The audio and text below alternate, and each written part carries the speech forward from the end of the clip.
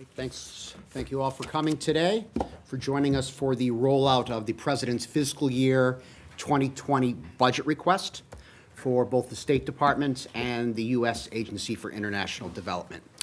Happy to, at the top, turn this over to the Deputy Secretary of State, John J. Sullivan, and the USAID Administrator, Mark Green, for opening comments.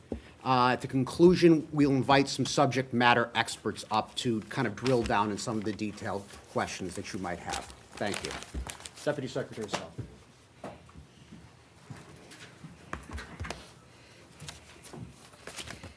Thank you, Robert, for that introduction, and I want to thank my friend and colleague, USAID Administrator Ambassador Mark Green, for joining me here today to present the fiscal year 2020 budget request for the Department of State and USAID. Before I get started, I want to say on behalf of the Department of State that we want to extend our deepest condolences to the families and loved ones of those killed in the tragic crash of Ethiopian Airlines Flight 302. There were a number of Americans, citizens on that flight, people who worked for the United Nations affiliated organizations, friends, colleagues, partners of ours. It's really an extremely sad and tragic moment for us. And our colleagues in Addis, in Nairobi, and Washington are working very hard to provide all the appropriate consular assistance that we can to the families of the victims at this difficult time. Getting to the subject at hand, the President's fiscal year 2020 budget request is for $40 billion for the Department of State and USAID. With this funding level, we will protect our citizens at home and abroad, advance American prosperity and values, and support our allies and partners overseas. The State Department and USAID are on the front lines of the most pressing foreign policy and national security issues facing our country today.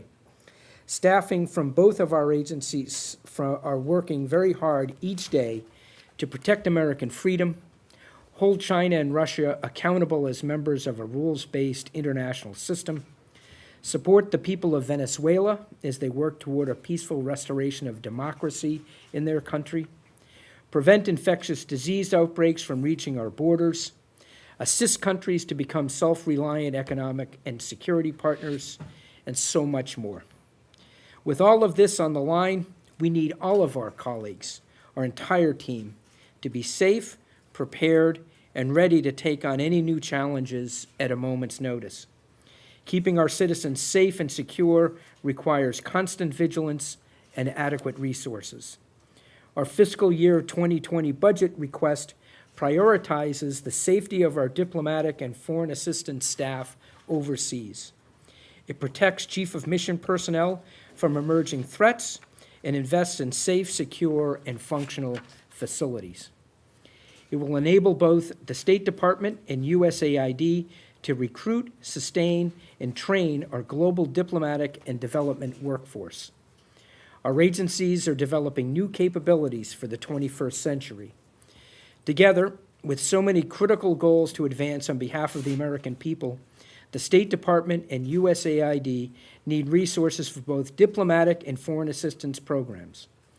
The fiscal year 2020 budget request accounts for those resources and puts U.S. foreign policy on firm footing to move into the future. Our request is guided by the principle that taxpayer dollars must be used wisely.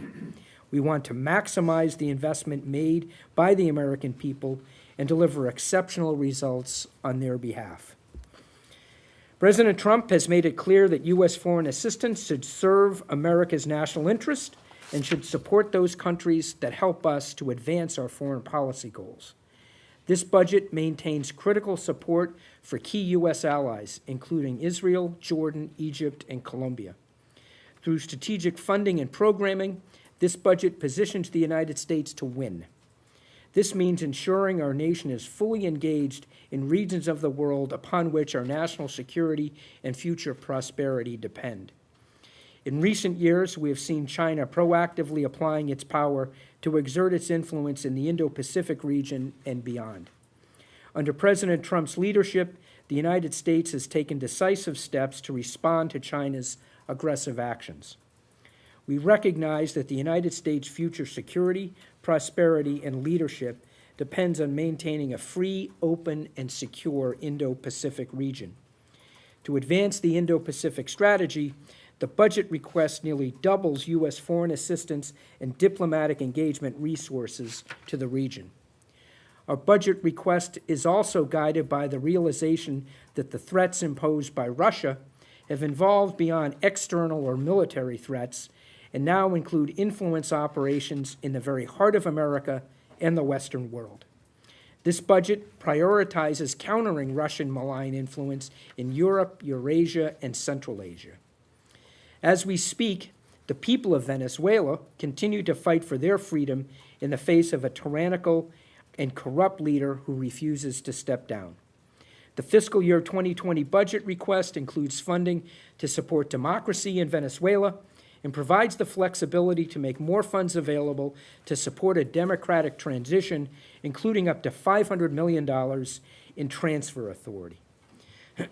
In the past year, the United States has been out front in global efforts to help persecuted religious and ethnic minorities in the Middle East and elsewhere. On a trip to Iraq last fall, I experienced firsthand the positive impact of this kind of assistance and what it has done in these devastated communities.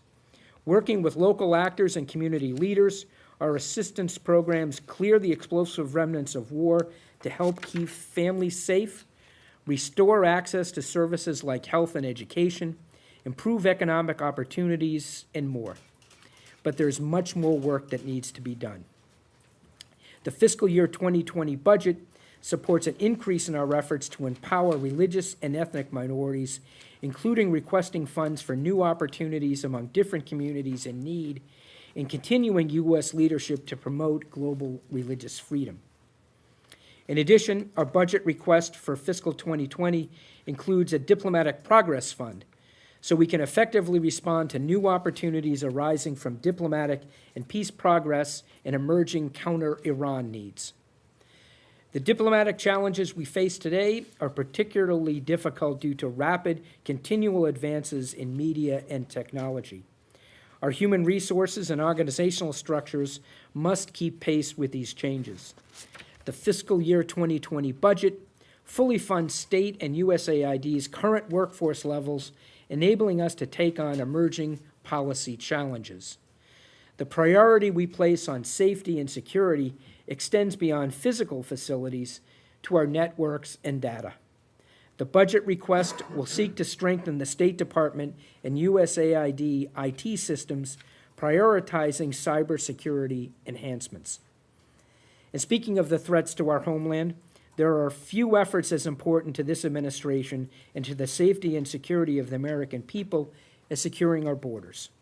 The State Department and USAID budget request will support U.S. border security by strengthening visa vetting, targeting illicit pathways that transnational criminal organizations are using to traffic drugs, money, weapons, and even human beings from the Western Hemisphere, and enhancing governance and boosting local economies to discourage illegal immigration.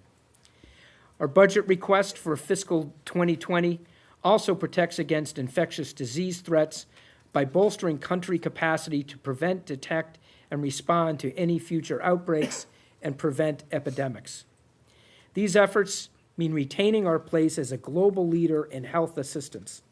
With this budget, the United States will remain the single largest donor to global HIV/AIDS relief efforts. Several other important additions to the fiscal year 2020 budget request will increase private sector involvement in global development, optimize our humanitarian assistance, and advance partner countries in their journey towards self-reliance. My colleague, USAID Administrator Ambassador Mark Green, will introduce those vital elements of the 2020 budget request shortly. Through all of these efforts and more, our budget promotes American interests while continuing our country's legacy as a beacon of freedom to the world. The President's budget request for fiscal year 2020 sets our agencies and our country up for success, and I appreciate the opportunity to introduce it to all of you this afternoon. Again, thank you for joining us, and with that, I will turn it over to Ambassador Mark Green. Thank you, Deputy Secretary Sullivan. John laid out well, I think, a number of the USAID and state shared priorities, so I'll keep my remarks relatively brief. But I would like to begin in joining him in expressing our sadness over the many lives lost in yesterday's Ethiopian Airlines crash. As was mentioned, we understand that it included at least 8 U.S. citizens, as well as a number of members of USAID partner organizations.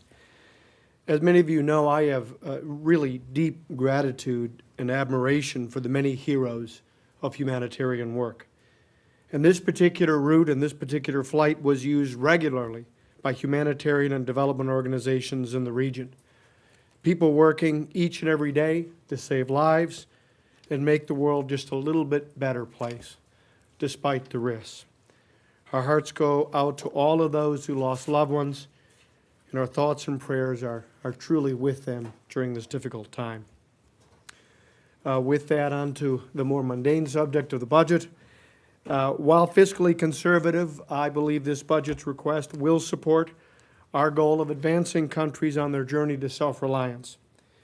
It aims to help partner countries build capacity so they can eventually take on their own development challenges.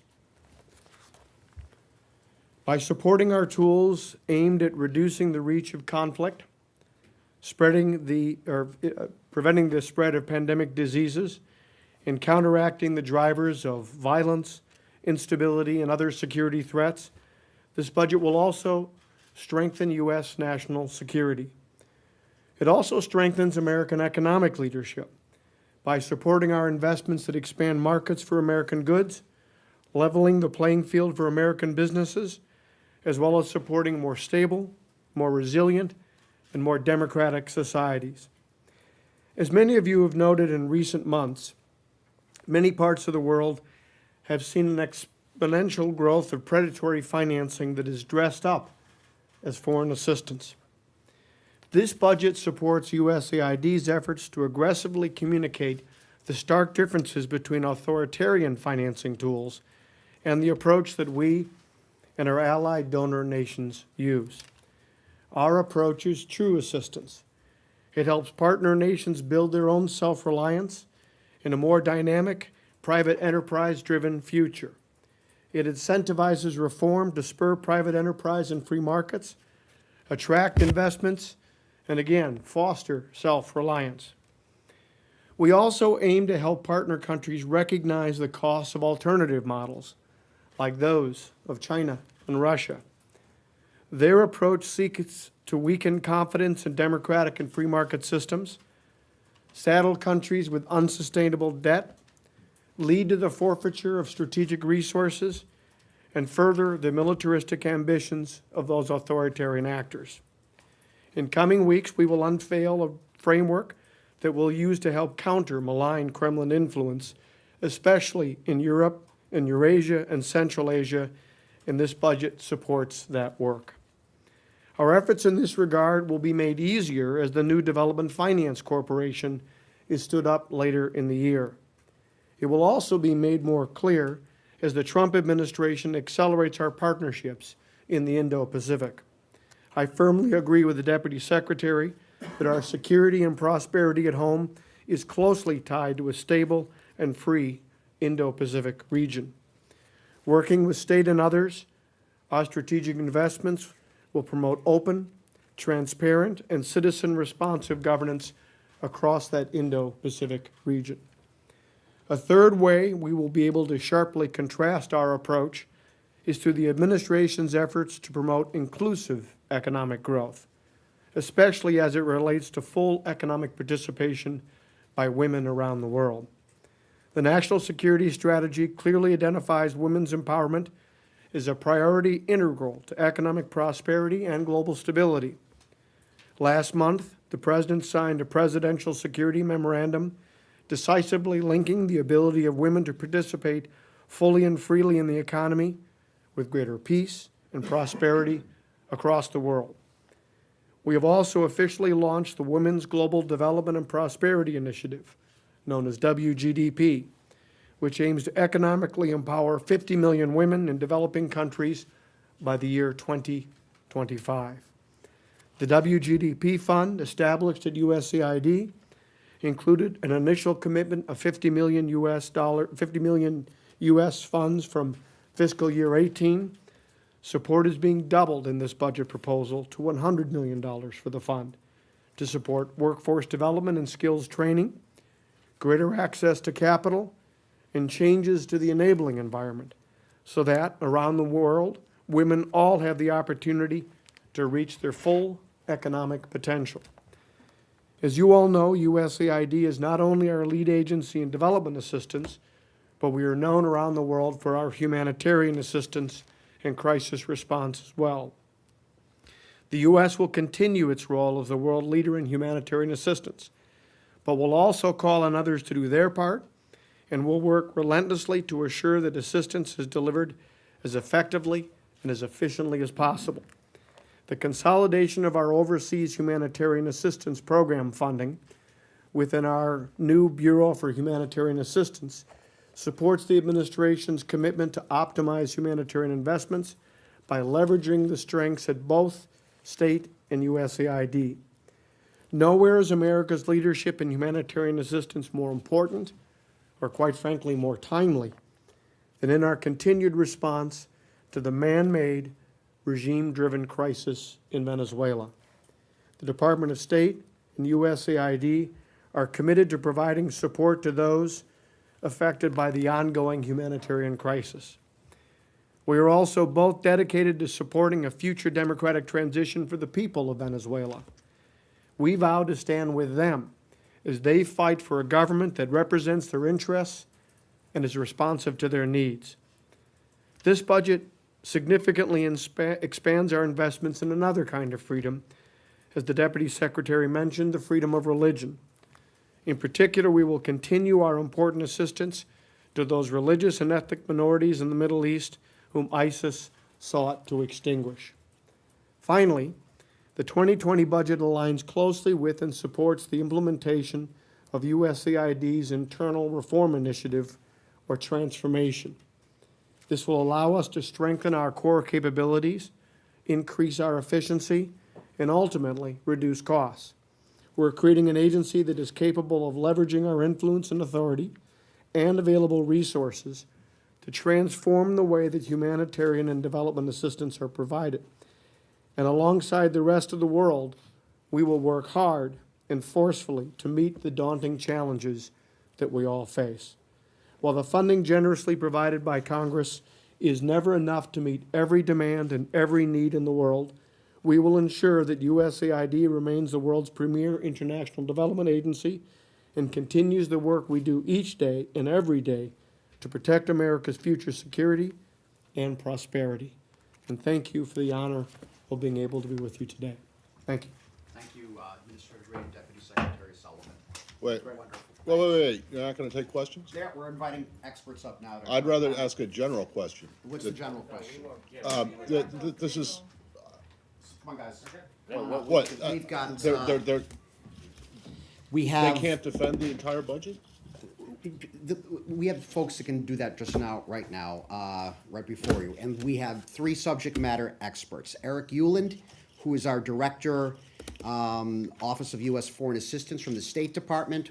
We've got Doug Pitkin, who is our Director for the Bureau of Budget and Planning from the State Department. And from USAID, Tricia Schmidt, who is our Director, Office of Budget and Resource Management. They're more than capable of answering your questions, please. Well, right, I was just hoping that the deputy or the administrator would be. And they, yes, All right. here we go. So so it's open for Please, questions? go Okay. ahead. So this is the third year in a row, the third time this administration has gone to Congress with a proposal that would slash the funding for this, for diplomacy and development by roughly 25%, even more the first time around.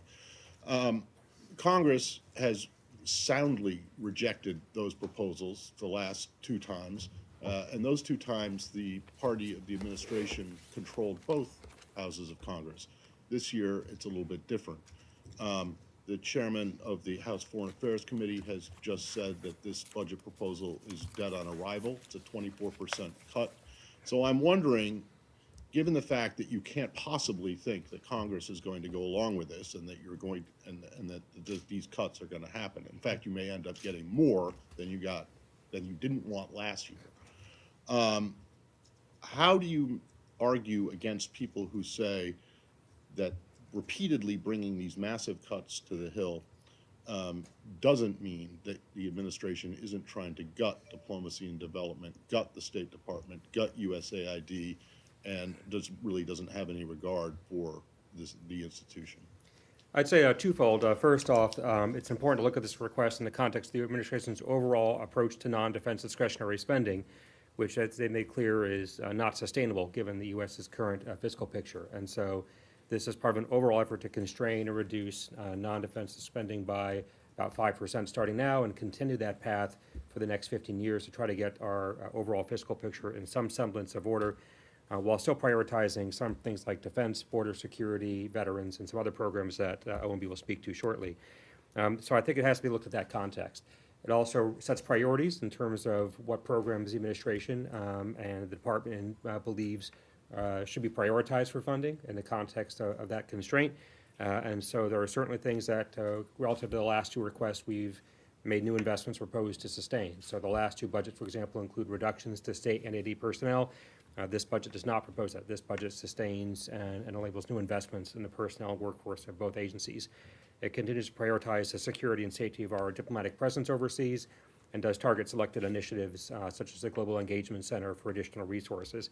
But otherwise, you're right. It does contain some reductions in some programs and efforts that the administration, as outlined in last year and I'm sure to be this year, major savings volume, it believes are either a lower priority or perhaps are not the best use of taxpayer dollars. An example of that is continuing to request lower amounts for contributions to international organizations than Congress has provided as an effort to try to drive greater burden sharing among those organizations. And so there are some themes that will be continuous over this 3-year period, but we recognize this is a back and forth with Congress, and just because Congress has not taken up some of the reductions that were proposed over the last 2 years does not change the administration's position. They haven't taken up any of them. And if you want to reduce the overall budget by 5%, why does state and USAID have to take an almost 25% cut, not a 5% cut? I mean, it's two factors. One is they make the budget is decided both on specific programs, so it looks at specific programs like the contributions I mentioned and proposes a lower amount based upon the merits of those investments relative to other domestic priorities. And also, again, because there are going to be investments as OMB will roll out in other non-defense programs, there are going to be offsets in other parts of the budget. Well, it just sounds to me like you can't make a case against the argument that critics of this will make, which is that you cannot make a case that you're not trying to gut diplomacy and development. That sounds like what your answer is. I would not. Wrong? We would argue this does support diplomacy and development, just at a different set of priorities with lower spending on some programs. Bloomberg? Hi, Nick Waters with Bloomberg. Can you explain the message you're trying to send by fully eliminating the item for international disaster relief and also cutting migration and refugee assistance by $2.5 billion? So what's the specific message with the decision? I mean, recognizing, as Matt says, that this won't be acted on, what message are you trying to send specifically by essentially eliminating those two items? Well, actually, if you review the entirety of the proposal, you'll see that while specific funding was proposed for elimination in those accounts, that funding is actually migrated to a new account, the International Humanitarian Assistance Account, which is proposed for funding at a record at a level over $6 billion, which ensures that the United States continues to be a leader on humanitarian assistance throughout the world. The budget will recommend a series of potential changes for Congress's consideration in the structure and delivery of humanitarian assistance.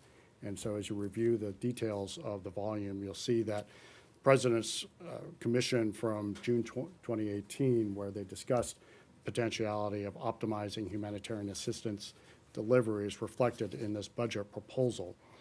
So the 20 request consolidates all overseas humanitarian assistance from the International Disaster Assistance and migration and refugee assistance accounts into this new single flexible account, the IHA.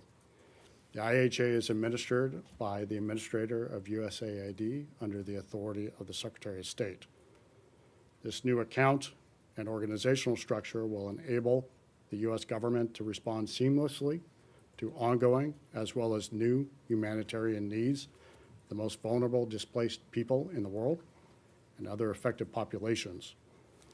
The new proposed high-level dual-hat leadership recommended in the budget also elevates humanitarian assistance within the U.S. government to more effectively address the continuum of response, including diplomacy, from relief to conflict resolution and to the eventual transition from aid.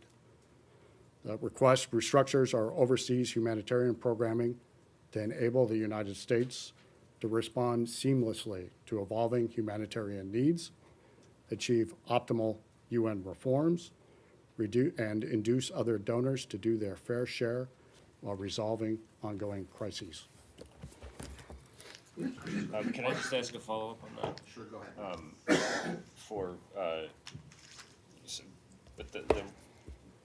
In his statement at the start of this briefing, Deputy Secretary Sullivan made explicit as well that humanitarian assistance would go primarily to countries that support U.S. policies. Is that now the official I think government you're blending a policy? couple of concepts that the Deputy Secretary of State discussed. There's no question that there are a variety of priorities the Secretary's laid out for us and the Administrator in constructing this budget, one of which is working on behalf of the American taxpayer to provide appropriate resources and assistance to our friends and allies around the world. Second is to position ourselves to continue to compete strongly in the great power competition. Third is to support the opportunity and options for countries to evolve as they move on a journey to self-reliance. And finally, to focus on opportunities at every point possible to enhance burden sharing. You'll see many elements of the budget that reflect these four emphases of the Secretary. Washington Post. The creation of that international humanitarian assistance account actually, I'm finding, makes it very difficult to make comparisons. Do you have some sort of figure that you can provide on how much was spent in settling, migrants and refugees last year or this existing year compared to what is being proposed? Because it seems you're not even spending what Congress has appropriated for you. And also, is there some sort of restructuring going on in PRM? And while I have you, if I could just also ask, I don't understand why you're making such deep cuts in global health. A couple of things. First, yes, we are certainly happy as information develops to provide specific numbers to you as we work through both the implications as well as the actual facts of what's occurred on humanitarian assistance, both for us and USAID. So happy to provide that to you. When it comes to PRM, the restructuring here is an objective to try to replace outdated fragmented structure areas. You know, we're spread across 4 accounts. Responsibility is in 3 offices. And so we're attempting both to consolidate account, but also accountability when it comes to providing humanitarian assistance. PRM's role will continue when it comes to significant refugee assistance work, as well as work they do in resettling migrants from Israel, as well as providing the Secretary and the entire integrated team of political and diplomatic strategy when it comes to dealing with refugee challenges around the world. And what about global health? There seem to be really steep cuts being proposed in global health, including PEPFAR. Well, thanks for the question. I think just a couple points on global health in general, and then certainly PEPFAR in particular. The budget proposal that we're sending to Congress today actually includes significant resources for global health. And certainly year-to-year comparisons of the request demonstrate that we are not reducing proposed recommended expenditures for global health. In fact, we are sustaining significant resources for global health, and happy to walk through the details on that. That includes both specific funding for PEPFAR as well as for the Global Fund. you know, the Global Fund is about ready to launch its 6th replenishment cycle. And so we budget for both that as well as PEPFAR to ensure that no single individual loses coverage versus where they are today by virtue of the resources that we provide to Dr. Birx and PEPFAR.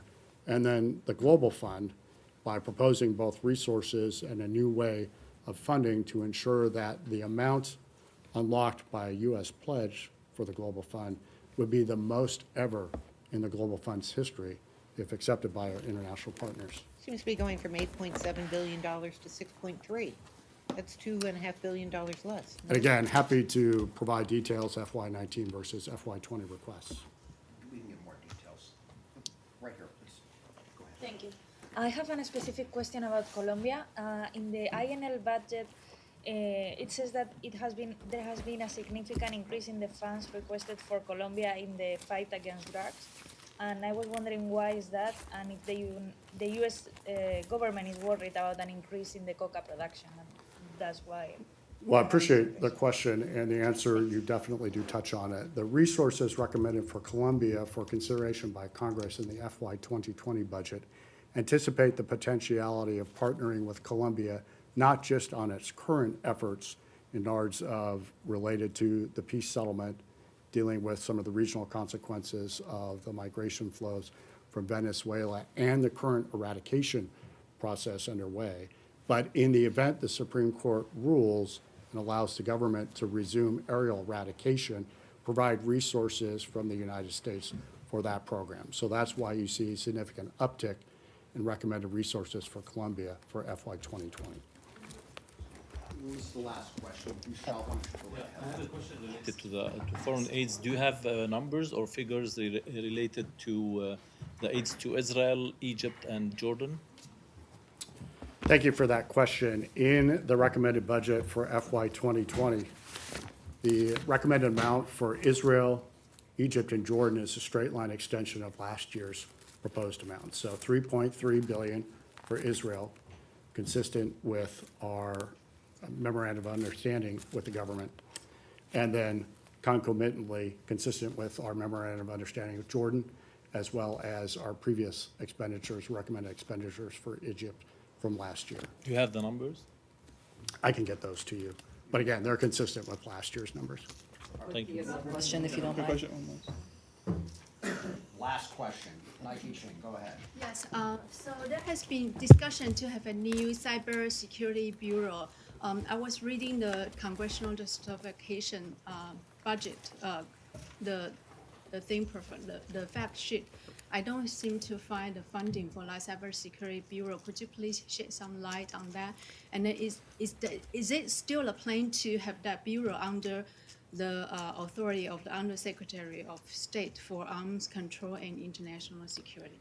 The department is working on a proposal. We're still in the initial planning stage, and since we have not formally provided that proposal to Congress, it was not proposed in the budget, but the budget, once the proposal comes forward, will provide the flexibility to address that bureau should the administration and Congress move forward. But we're still in the planning stages on that proposal, fairly close to the outlines that you mentioned, but because it had not been formally signed off on and then informed to the Hill prior to the release, it was not shown in the budget. But once it's released, we'll be able to explain both to Congress and to all of you how it tracks with the funding levels in this request. Structure, right, wise, would that be under the Arms Control and International Security Bureau? I don't want to get ahead of the actual formal submission, but it's something that the department is working on, and then once it's released, we're happy to come back and provide details based upon the proposal that's put forward. Great. Thank you all very much. Thanks. You can go out this door right back there. Oh, that one.